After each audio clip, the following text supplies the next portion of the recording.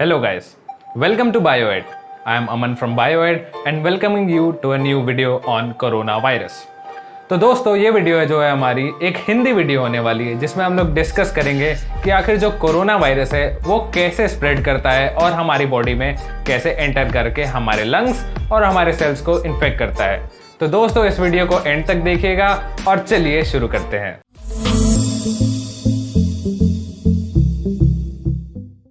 तो चलिए दोस्तों अब डिस्कस करते हैं कोरोना वायरस के बारे में कि आखिर ये कैसे स्प्रेड होता है। तो सबसे पहली चीज़ अगर इसके प्रिवेंशन की बात किया जाए तो वो आती है हमारे दिमाग में कि वो है सोशल डिस्टेंसिंग, मतलब थोड़ी सी डिस्टेंस बना के रखना, मिनिमम 1 to 2 मीटर्स की डिस्टेंस बना के रखना हर आदमी से। ऐसा क्यों? क्योंकि ये जो कोरोना वायरस है ये जब भी कोई आदमी बोलता है या खांसता है या छींकता है तो उसके मुंह या नोज से अगर वो इन्फेक्टेड है तो ड्रॉपलेट्स के थ्रू क्या कहते हैं ये कोरोना वायरस के पार्टिकल्स निकलते हैं जो कि इतने हल्के होते हैं कि वो एयर के थ्रू भी वो मूव कर सकते हैं। इसलिए सोशल डिस्टेंसिंग हम लोग फॉलो करते हैं।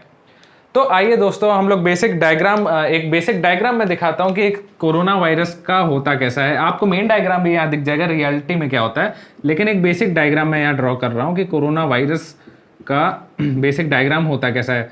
तो ये बेसिकली ये होता है कोरोना वायरस और इसके सरफेस पे ऐसे लंबे लंबे जो दिख रहे हैं ये प्रोटीन्स हैं। इन प्रोटीन्स को एस प्रोटीन्स कहते हैं, एस प्रोटीन्स। और इनके अंदर इनका जो जेनेटिक मटेरियल होता है वो होता है आरएनए, राइबोन्यूक्लिक एसिड। यहाँ ये डिफरेंस है, हमारे जो सेल होते हैं, हमारे सेल का जो न्यूक्लियस होता है उसका जेनेटिक मटेरियल होता है डीएनए, लेकिन ये जो वायरसेस होते हैं वायरसेस का जेनेटिक मटेरियल हमेशा होता है आरएनए, राइबोन्यूक्लिक एसिड। तो ये जो वायरस का जेनेटिक मटेरियल आरएनए, इसको क्या बेनिफिट्स हैं?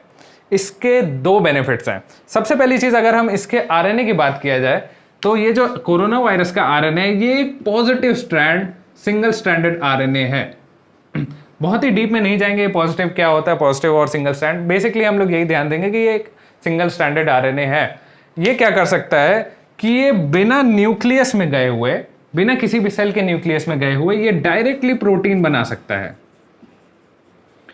ये डायरेक्टली प्रोटीन बना सकता है। और अगली चीज क्या है, ये अपने आप को बहुत ही फास्टली रेप्लिकेट कर सकता है, मतलब अपने जैसे आरएनएस सेल के अंदर जाके बहुत ही इजीली ये बना सकता है ऐसे आरएनएस। तो सबसे मेन कैरेक्टरिस्टिक अगर देखा जाए तो पहली चीज ये है कि बहुत ही फास्टली रेप्लिकेट करता है, बहुत फास्ट होता है।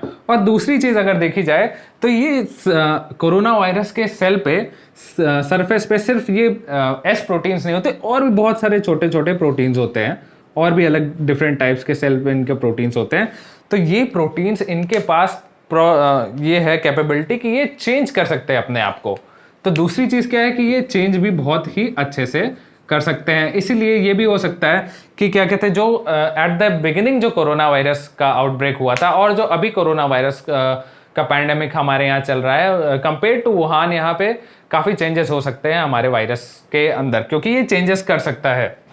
तो आइए देखते हैं कि आखिर ये सेल के अंदर कैसे इन्फेक्ट करता है और कैसे हमारे सेल्स को डैमेज करता है।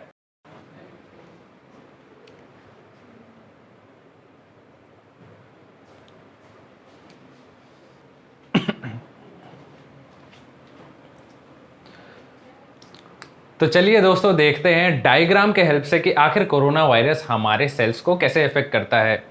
तो सपोज करते हैं ये एक है हमारा ह्यूमन सेल, हमारे लंग्स का सेल है, और ये हमारे सेल पे बहुत सारे छोटे छोटे रिसेप्टर्स होते हैं जो ACE2 रिसेप्टर्स होते हैं जो कि हमारे लंग सेल्स के ऊपर पाए जाते हैं।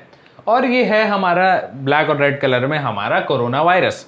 तो अगर आप देखें तो सेल के अंदर एक होता है न्यूक्लियस, एक ऑर्गेनेल होता है लाइसोसोम। इस लाइसोसोम में बहुत ही सारे एसिडिक प्रोटीन्स और एंजाइम्स होते हैं जो कि कैपेसिटी रखते हैं किसी और अगर फॉरेन माइक्रोब अगर शरीर के अंदर एंटर करता है तो उनको किल करने का।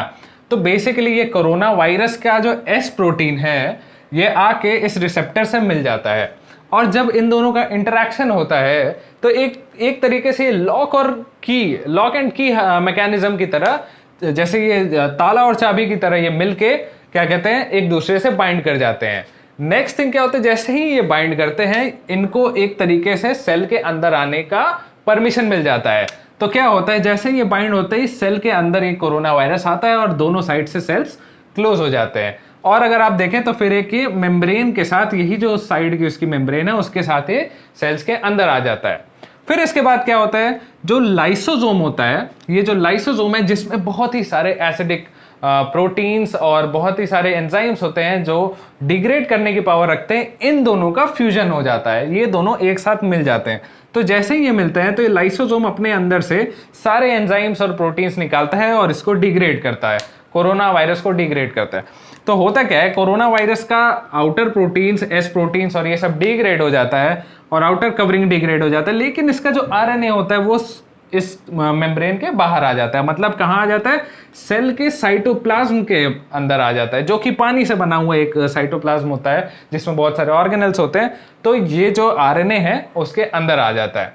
तो अब इस आरएनए जैसे ही बाहर आ गया इस सैक के, तो फिर अब क्या होता है, तो बेसिकली अगर मैंने पहले बताया था कि इस आरएनए की कैपेसिटी होती है कि अपने आप को रेप्लिकेट कर सकता है और अपनी बहुत सारी कॉपीज बना सकता है।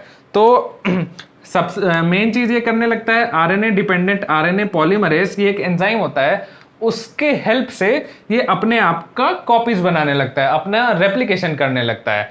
और अगली चीज ये क्या करता है, हमारे सेल के अंदर एक राइबोसोम करके एक ऑर्गेनल होता है, जिसको हम लोग बेसिक टर्म्स में अगर देखा जाए तो ये प्रोटीन बनाने की फैक्ट्री हम लोग इसे कहते हैं।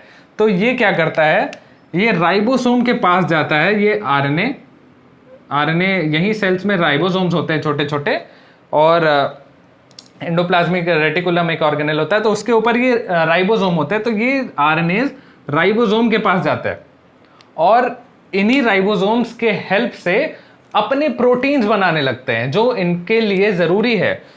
दैट इज ये एस प्रोटीन्स और डिफरेंट प्रोटीन्स बनाने लगते हैं। जैसा कि हमने पहले डिस्कस किया था कि कोरोना वायरस, जैसे ये हम एग्जांपल ले, कोरोना वायरस के सरफेस पे डिफरेंट टाइप ऑफ प्रोटीन्स होते हैं, एस प्रोटीन्स और ये सब काफी सारे टाइप के प्रोटीन्स होते हैं।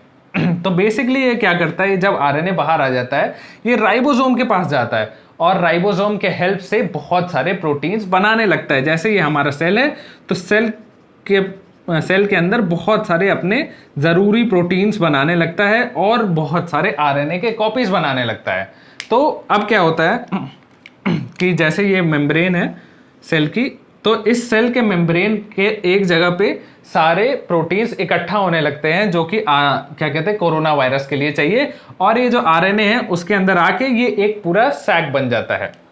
फिर से ये क्या कहते हैं, एक बडिंग टाइप का होता है और इस सेल से बाहर निकलता है जिसके अंदर आरएनएज होते हैं और सरफेस पे इसके प्रोटीन्स होते हैं। तो ये ऐसा एक नहीं, कम से कम मिनिमम 100 to 1000 कॉपीज बनाता है एक सेल के अंदर।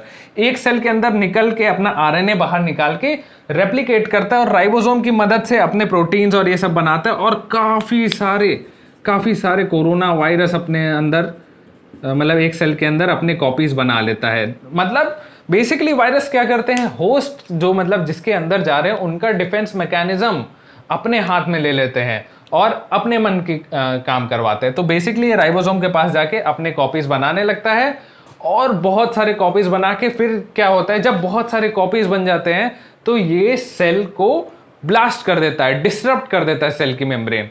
और जब जैसे ही ये सेल को डिसरप्ट कर देगा तो ये बाहर निकलेगा काफी सारे अमाउंट में, और ये एक वायरस से मिनिमम 100 to 1000 वायरस बना सकता है और ये जाके और डिफरेंट सेल्स को इन्फेक्ट करेंगे, जिससे हमारे लंग्स में क्या कहते हैं काफी सारे इन्फेक्शन हो जाएंगे और कोरोना से हम लोग को काफी ज्यादा प्रॉब्लम होने लगेगी। तो दोस्तों एक और मैकेनिज्म है जिससे ये कोरोना वायरस स्प्रेड करता है और अपने नंबर को काफी सारा बढ़ाता है हमारे लंग्स के अंदर। तो सपोज करिए कि ये हमारे लंग्स के काफी सारे सेल्स हैं और सपोज करते हैं किसी भी एक सेल में कोरोना वायरस का इन्फेक्शन हो गया, तो ये क्या करता है, जैसे कोरोना वायरस का आरएनए बाहर आता है और राइबोसोम के पास जाता है और काफी सारे अपने प्रोटीन्स बनाने लगता है। तो ये जो प्रोटीन्स है सेल के सरफेस पे आने लगते हैं, एस प्रोटीन्स जो है ये सेल के सरफेस पे आने लगते हैं, और जैसे ही ये सेल के सरफेस पे आने लगते हैं ये क्या करते हैं, ये अपने अगल बगल वाले सेल्स के साथ मिलके एक बड़ा सेल बनाने लगते हैं, मतलब अगल बगल वाले सेल्स के साथ फ्यूज होने लगते हैं। तो बेसिकली ये क्या करते हैं, मिलके एक काफी बड़ा सेल बनाते हैं। अगर देखा जाए तो ये इन सब का सेल वॉल अंदर के सब मतलब प्लाज्मा मेम्ब्रेन हट जाती है और मिल के काफ़ी बड़ा एक ट्यूमर सेल टाइप का बना लेते हैं। और ये इतने सारे सेल्स मिल करके पूरा एक सेल बना लेते हैं जिसमें बहुत सारे कोरोना वायरस बहुत सारे अपने अंदर रेप्लिकेट होके बन चुके हैं। और एक साथ ये बहुत बड़ा सा सेल जैसे ही डिसरप्ट होता है तो ये पूरे लंग्स के अंदर फैल जाते हैं। तो दोस्तों ये था एक मैकेनिज्म कि आखिर कैसे कोरोना वायरस रेप्लिकेट करता है हमारे बॉडी के अंदर और कैसे मैक्सिमम टू मैक्सिमम हार्म पहुंचाता है हमारी बॉडी को और हमारे लंग्स को। तो दोस्तों अगर ये वीडियो आपको पसंद आई हो तो ज़रूर एक लाइक ड्रॉप करिएगा और इस चैनल को ज़रूर सब्सक्राइब करिएगा ताकि आपको लेटेस्ट अपडेट्स मिलती रहे। Thank you.